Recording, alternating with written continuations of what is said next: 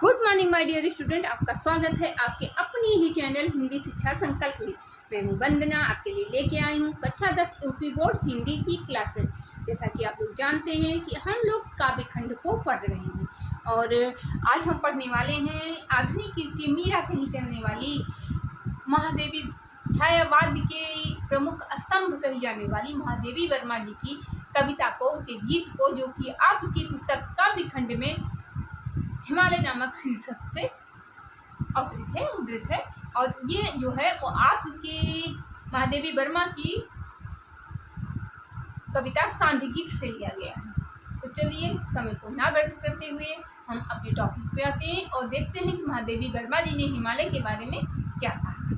हे चिर महान, हे स्वर्ण रश्मि छू श्वेत भाल पर साजाती रंगीन हास, शैली बनता है इंद्रधनुष परिमल मल मल जाता बतास, पर रागहीन तू हिम निधान, हे चिर महान, हे चिर महान। हे सदैव से महान हिमालय। चिर का अर्थ होता है बच्चों चिरकाल, जो बहुत पुराने समय से जो चीज़ हो उसको चिर कहते हैं। हे चिर महान, हे सदैव से महान हिमालय।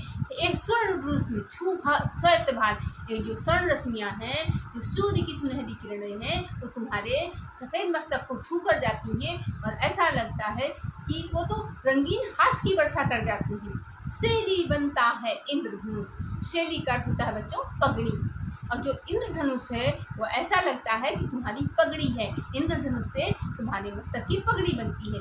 परिमल मल मल जाता है बतास। परिमल का अर्थ होता है बच्चों सुगंधित, और बतास का अर्थ होता है वायु, और मलमल का अर्थ होता है मलना, जिसे मालिश करना कह लीजिए। महादेवी जी कह रही हैं कि हे हिमालय, ये जो हवा है वो ऐसा लग रहा है कि सुगंधित हवा आपके मस्तक पर चंदन का लेप कर जाती है, सुगंध का लेप कर जाती है। पर रागहीन तू हिम निधान, इन सब के बावजूद तुम तो रागहीन हो, तुम तो मोह माया से दूर हो। और हे हिमालय, तुम्हारे ऊपर कोई असर नहीं पड़ता है कि कोई चंदन का लेप कर रहा है या तुम्हारे लिए कोई पगड़ी बना रहा है। तुम तो मोह माया से दूर बैरागी हो। रागहीन को बच्चों यहाँ पे बैरागी कह सकते हो कि रागहीन तू हिमनिधान, और हिमनिधान हिमालय को कहा गया है कि हे हिमालय, तुम तो बैरागी हो, तुम्हारे ऊपर तो कोई फर्क ही नहीं पड़ता कि कोई तुम्हारा श्रृंगार कर रहा है या क्या कर रहा है। नभ में गर्वित झुकता न शीस, पर अंक लिए है दीन छाल। तुम्हारा शीस तो कभी झुकता ही नहीं है। आकाश में तुम गर्व से अपने स्वाभिमान के साथ अपना सर उठा के खड़े हुए हो, पर इतने दयालु हो तुम कि अपने अंक में जो धूल की छोटी छोटी किरणें हैं अपनी गोद में, उनको भी स्थान देते हो, उनके लिए हो। मन गल जाता नत विश्व देख, तुम्हारा मन पिघल जाता है अब विश्व को नतमस्तक होता हुआ देखकर। तन सह लेता है पुलिस धार, और तन जो है तुम्हारा इतना कठोर है कि वो वज्र की धारा को भी सह लेता है। बच्चों पुलिस का अर्थ होता है वज्र। तुम्हारा मन इतना सरल है, इतना कोमल है कि वो विश्व को नतमस्तक होता देखकर पिघल जाता है। एक कहने का अर्थ यहाँ पर यह है बच्चों, यहाँ पर मानवीकरण अलंकार है कि जो पर्वत से नदियाँ निकलती हैं वो हिमालय से के गलने से होता है। जो बर्फ धूप होती है, बर्फ पिघलती है, तो जो नदियाँ निकलती हैं उसी के लिए कहा गया है कि मन गल जाता नत विश्व देख। विश्व को नतमस्तक देखकर तुम्हारा मन पिघल जाता है और तन सह लेता पुलिसधार, और तुम्हारा शरीर जो है वो वज्र के प्रहार को भी सह लेता है। कितने मृद कितने कठोर प्राण, तुम्हारा मन जितना ही कोमल, जितना तुम्हारा शरीर कठोर है उतना ही तुम्हारा मन कोमल है। कितना मृदु है, कितना कोमल और कितना कठोर है। शरीर तुम्हारा कठोर है और तुम्हारा मन जो है वो कोमल है। टूटी है तेरी कब समाधि।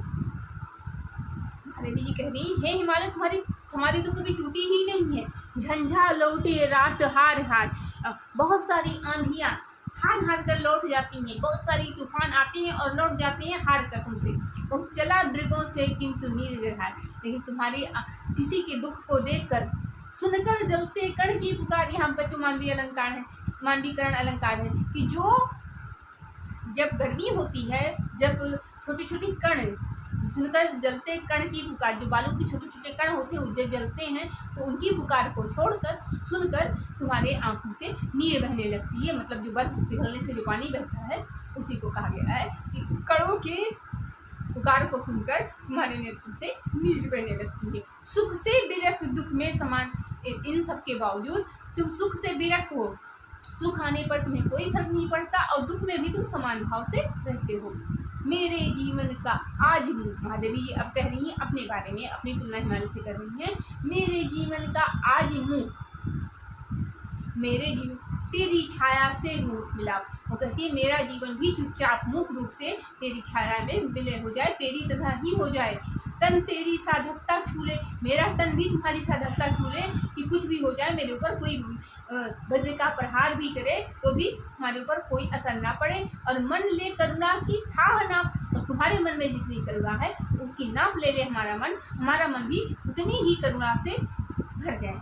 उर से पावस दृग में विहन, उर में मेरे वर्षा हो आ जाए, हृदय में मेरे वर्षा जैसी ऋतु आ जाए और दृग में मेरी सुबह हो जाए। बच्चों, पावस का अर्थ होगा बारिश और दृग का अर्थ होगा नेत्र और विहान का अर्थ होगा सुबह। उर मतलब हृदय में, मेरे हृदय में बरसात के समान मेरा हृदय हो जाए और मेरे नेत्र में विहान हो जाए, सुबह हो जाए। तो बच्चों, ये प्रकृति का बहुत ही मनोहर चित्रण है और इसमें इसकी अगर भाषा कहें तो साहित्यिक हिंदी है, खड़ी बोली, और इसमें छंद इसका शैली इसकी गीतात्मक है और रस इसमें शांत है पूरे में, और अलंकार आपके अनुप्रास भी हैं, उपमा भी है और मांडीकरण भी है। तो और ये आपकी जो पंक्तियाँ हैं ये महादेवी वर्मा जी के सांध्य गीत से ली गई हैं। तो प्रश्न भी बनेंगे। तो बच्चों, जब हम रिवीजन करवाएंगे, अभी तो सिलेबस खत्म करने में लगे हैं, तो सिलेबस खत्म कर लेंगे तो हम रिवीजन करवाएंगे, उन्हीं के साथ प्रश्नों के बारे में पढ़ाएंगे। तो बच्चों, लेकिन हाँ, हम संदर्भ बताए दे रहे हैं। प्रस्तुत पद्यांश हमारी पाठ्य पुस्तक की महान काव्यत्री, आधुनिक युग की मीरा कही जाने वाली, छायावाद की प्रमुख स्तंभ कही जाने वाली महादेवी वर्मा जी के सांध्य गीत से लिया गया है, जो कि हमारी पाठ्य पुस्तक काव्य खंड में हिमालय नामक शीर्षक से उद्धृत है। ये हो गया आपका संदर्भ। समझ में आ गया बच्चों? तो अगर आपको हमारा वीडियो पसंद आएगा तो लाइक कीजिए, कमेंट कीजिए, शेयर कीजिए, जो कि आप लोग बिल्कुल नहीं करते हैं। हम आपके लिए इतनी मेहनत करते हैं, इतने अच्छे अच्छे वीडियो लेके आते हैं कि आपको आसानी हो, लेकिन ना आप पढ़ना चाहते हैं और ना ही वीडियो देखते हैं। तो मेरा अनुरोध है आप लोगों से कि आप वीडियो देखिए और सजेस्ट कीजिए हमें, जो चीज़ आपको समझ में नहीं आ रही है उसके बारे में बताइए, जिससे हम उस चीज़ कमी को अपनी दूर कर सकें और आपकी पसंद के नए नए वीडियो ला सकें। थैंक यू बच्चों, मिलते हैं नेक्स्ट वीडियो।